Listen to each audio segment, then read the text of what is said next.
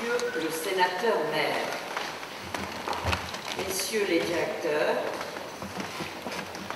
Mesdames les personnalités présentes ce soir, cher Simon, Mesdames et Messieurs, mes chers amis, c'est un grand plaisir pour moi d'être parmi vous ce soir dans le cadre exceptionnel du Palais impérial de Compiègne. Je voudrais remercier très chaleureusement M. Philippe Marigny, sénateur-maire de Compiègne, M. Emmanuel Starkey, qui met à notre disposition ce magnifique lieu, et M. Éric Ducrot, directeur du Sévigné Compiègne, de m'avoir convié à cette soirée, organisée au profit, comme vous l'avez souligné, de l'opération Pièce jaune. Je souhaite rendre hommage à celui qui en est l'instigateur, Simon Moulu.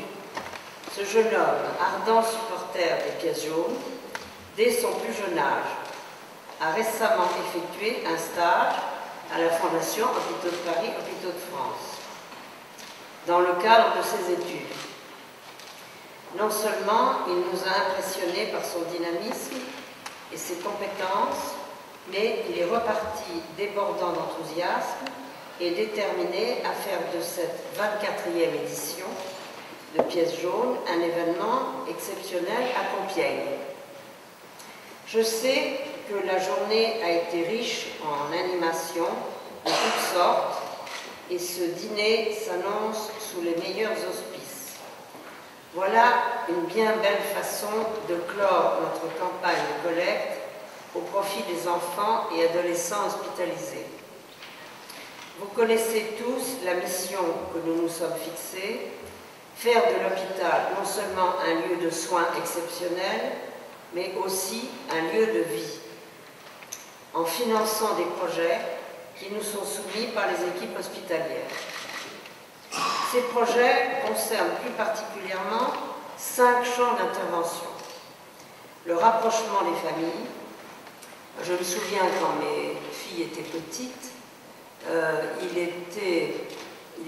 les parents étaient priés de quitter les services de pédiatrie avant 18 h. On ne pouvait pas, même ayant un travail qui vous prenait beaucoup d'heures dans la journée, on ne pouvait pas aller voir son enfant au-delà de 18 h. Les choses ont bien changé. L'amélioration de l'accueil et du confort, le développement des activités, la lutte contre la douleur à laquelle je tenais beaucoup, parce que il y a 30 ans, 20 ans, les médecins dans les hôpitaux et en dehors des hôpitaux n'attachaient pas tellement d'importance à la douleur et particulièrement à la douleur ressentie par l'enfant.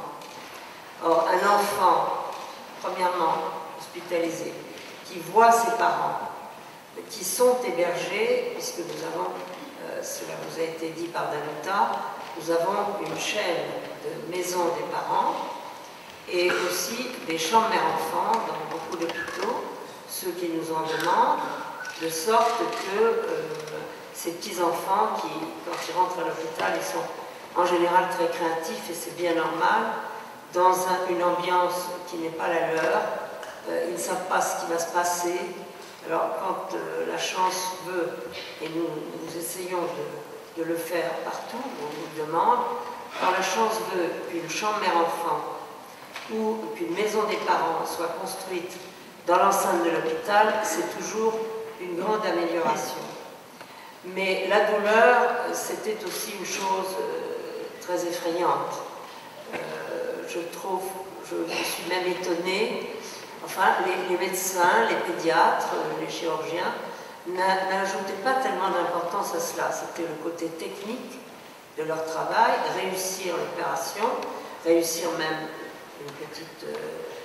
à boucher une petite lésion, mais pas tenir compte de la terreur des enfants. Car quand on a vu ça, à cette époque-là, c'était vraiment de la terreur. Le rapprochement des familles, donc l'amélioration de l'accueil et du confort, l'embellissement des murs. Nous avons des programmes de peinture de fresques sur les murs des couloirs, des galeries des hôpitaux et on ne se promène plus dans des salles blanches, un peu stressantes. Il y a maintenant vraiment une décoration dans tous les hôpitaux qui nous le demandent. La prise en charge des adolescents en souffrance, ça c'est une chose sur laquelle j'insiste particulièrement. J'ose dire que pour des raisons personnelles et familiales, j'ai été la première à en avoir l'idée. Et nous avons, tout le conseil d'administration de la Fondation n'était pas d'accord. Et alors c'est fait comme ça, c'est fait pour ça un conseil d'administration. C'est fait pour discuter, dire le bienfait ou au contraire l'inutilité d'un projet. Alors je vois maintenant les mêmes membres du conseil d'administration applaudir fortement lorsqu'on propose de construire des maisons des adolescents dans les départements. La première étant, encore une fois, la maison de Solesnes, boulevard de Port-Royal, en face du Val-de-Grâce. La maison de Solesnes, pourquoi? Parce que c'est Patrick Poivre d'Arvor qui a été le premier, avec Véronique, à me rejoindre et à apporter un très très gros chèque, vraiment une partie très importante de ses économies, et en souvenir de sa fille Solène, dont vous savez que malheureusement, elle s'est suicidée d'une manière... c'est toujours terrible, un suicide. Pour les parents, c'est inimaginable comme douleur. Et c'est pour ça que un des buts de nos maisons d'adolescents, c'est justement la prévention du suicide. Les jeunes qui sont en difficulté, qui ont une crainte, enfin c'est très variable. C'est variable aussi avec les âges. Car malheureusement, maintenant on voit des pédiatres qui vous disent que dès l'âge de 12 ans, ils rencontrent et ils soignent des enfants qui sont atteints d'anorexie mentale. Alors on ne sait pas très bien d'où viennent ces difficultés.